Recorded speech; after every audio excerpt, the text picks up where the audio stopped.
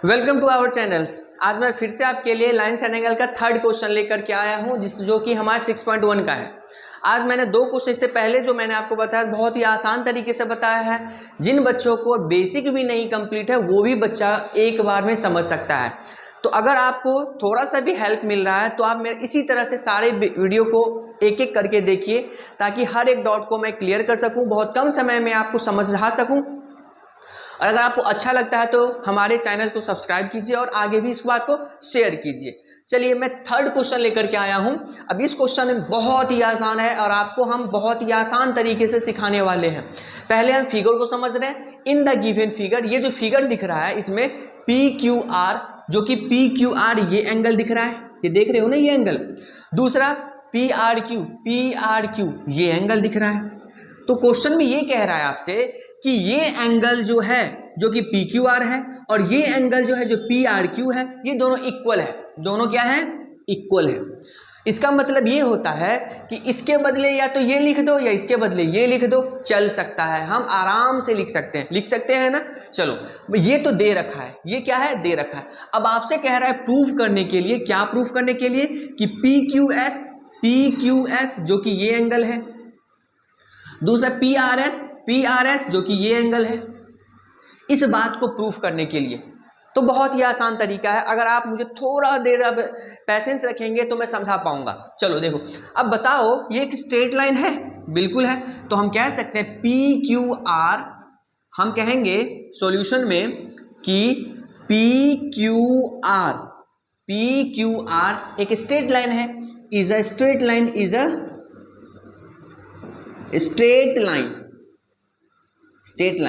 अगर ये straight line है तो ये दूसरा एंगल और ये पहला एंगल, ये दोनों मिलके 180 होगा, ऑफ कोर्स होने वाला है। तो चलो यही हम लिखते हैं सर पी क्यू एस हम लिख लेते हैं एंगल पी क्यू एस और इस एंगल को क्या लिखेंगे sir? P Q are plus में एंगल पी क्यू आर, मतलब ये एंगल प्लस ये एंगल, ये दोनों मिलके कितना होगा? 180 होगा। मैंने कंसेप्ट पहले भी बताया था कि स्ट्रेट लाइन हो तो बिना मतलब से उसको क्या चेप दो? Linear pair. तो ये किस रीजन से होगा? लीनियर पेयर से। बात समझ में आ रहा है? चलो नेक्स्ट, फिर से एक और इसे इक्वेशन 1 बना दो आप, ठीक है। अब जैसे हमने इधर किया था वैसे इधर भी कर लो। अब हम लिख सकते हैं क्यू आर टी, क्या कह सकते हैं? Q R T. तो हम कह सकते हैं Q R T is a straight line. क्या है? स्ट्रेट लाइन है। तो फिर से कह सकते हो कि सर पी आर टी, क्या कह सकते हैं? पी आर टी प्लस में पी आर क्यू, क्या सब कह सकते हैं? पी आर क्यू एस यहां पे टी है, P R T angle P R T plus में P R Q angle P R Q, ये भी हमारा 180 होगा। देखो फिर से मैं क्या कह रहा हूं, ये एंगल जो दूसरा वाला और ये एंगल जो पहला वाला, ये दोनों भी तो 180 का होगा जैसे हमने यहां किया था। बोलो हाँ। इसलिए होगा क्योंकि ये दोनों स्ट्रेट लाइन है, स्ट्रेट लाइन पे हमेशा लीनियर पेयर अप्लाई करते हैं। तो ये एंगल प्लस ये एंगल मिलके 180 होगा। तो हम यहां पे हम क्या लिख सकते हैं? ये भी यहां भी लिख दो लीनियर पेयर। तो लीनियर पेयर से ये सेकेंड इक्वेशन से हमारा हो। अब बताओ हम यहां क्या करते हैं, ये चीज हम यहां गिवन लिख देते हैं ताकि आगे दिक्कत ना हो। तो हम क्या लिख सकते हैं कि angle P Q R equal to angle P R Q, ये इक्वल, ये तो हमारा गिवन है ना, इक्वल है ना। तो लिख दे। अब यहां लिखते हैं फ्रॉम, क्या लिखते हैं? चलो यहीं पे लिख देता हूं, from equation first and second.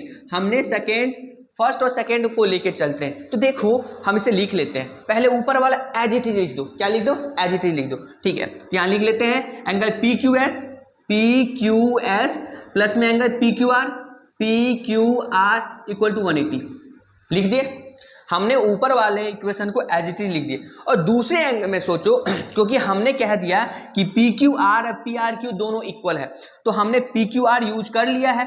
तो क्यों ना हम दूसरे इक्वेशन में, ध्यान से समझो मैं क्या कह रहा हूं, दूसरा इक्वेशन जो है पी आर टी, तो PRT से हमें कोई मतलब नहीं है। चलो हम लिख देते PRT की बात करेंगे, तो PRT हमें जैसा है वैसा ही लिखेंगे, बट PRQ जो है कहाँ गया PR, चलो इधर यहां पे लिख लेते हैं एंगल। एंगल क्या लिखते हैं यहां पे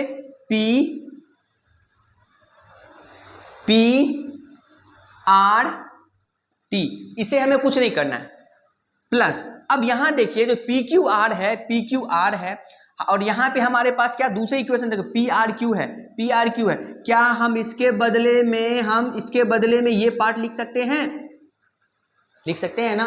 क्यों लिख सकते हैं? क्योंकि दोनों इक्वल है। हमने पहले ही समझा दिया था कि ये दोनों इक्वल है तो या तो ये लिख दो या तो ये लिख दो, तो क्या हम ऐसा नहीं लिख सकते हैं?